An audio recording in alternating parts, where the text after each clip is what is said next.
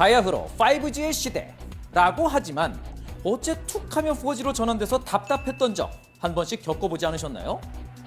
아니 5G 요금을 냈는데 현실은 왜 4G로 내려가는 건지 의아한 분들도 많을 텐데요.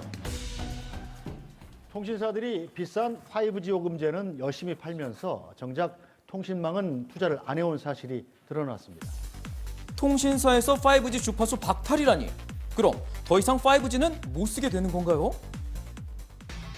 사실 5G 주파수는 크게 3.5GHz와 28GHz 두 개의 대역이 있는데요.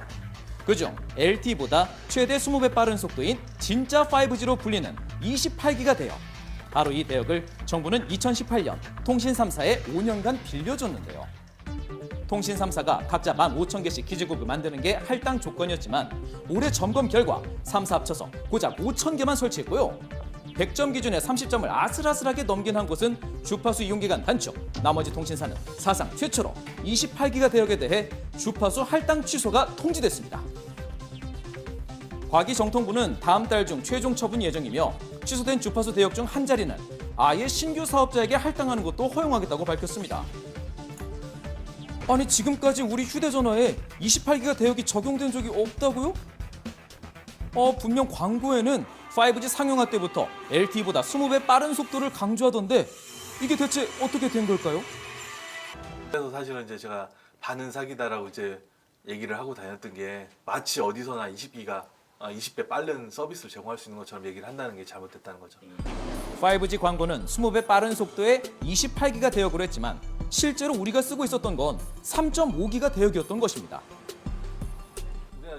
우리나라 같은 경우는 미국이나 다른 나라로는 28기가를 지원하는 단말기를 수출하고 있거든요.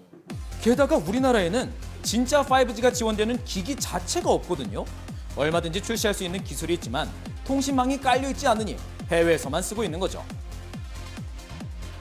한국보다 늦게 5G를 상용한 미국은 현재 80개가 넘는 도시에서 28기가 대역을 쓸 수 있고요. 또 일본 역시 현재 28기가 대역의 기지국이 2만 대나 구축됐고 지원하는 휴대폰 또한 10종이 넘게 출시됐다고 하는데요. 자, 그럼 우리는 5G를 사용하면서 한 번도 28기가 대역을 써본 적이 없는 거잖아요? 이럴 거면 애초에 왜 상용한 거죠?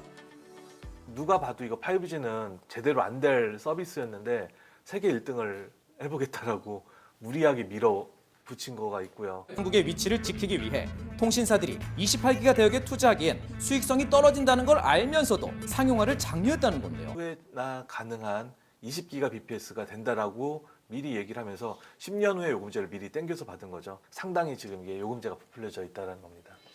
결국 소비자들은 여태까지 원래 홍보되었던 것과는 전혀 다른 품질의 5G를 사용하면서 비싼 요금제를 써온 거죠. 주파수 할당 이후 벌써 4년이 지난 상황. 과연 앞으로 변화가 올 수 있을까요? 제4위 통사 얘기가 나오거든요. 과연 어떤 사업자가 사업성이 있다라고 뛰어들까? 저는 거의 없다라고 보고요. 약간은 이제 명분 쌓기용이라는 느낌도 좀 저는 많이 들거든요. 서로에게 책임을 묻고 있는 정부와 통신사. 무엇보다 시급한 건 그 사이에서 지금까지 속아왔던 소비자에 대한 사과가 아닐까요?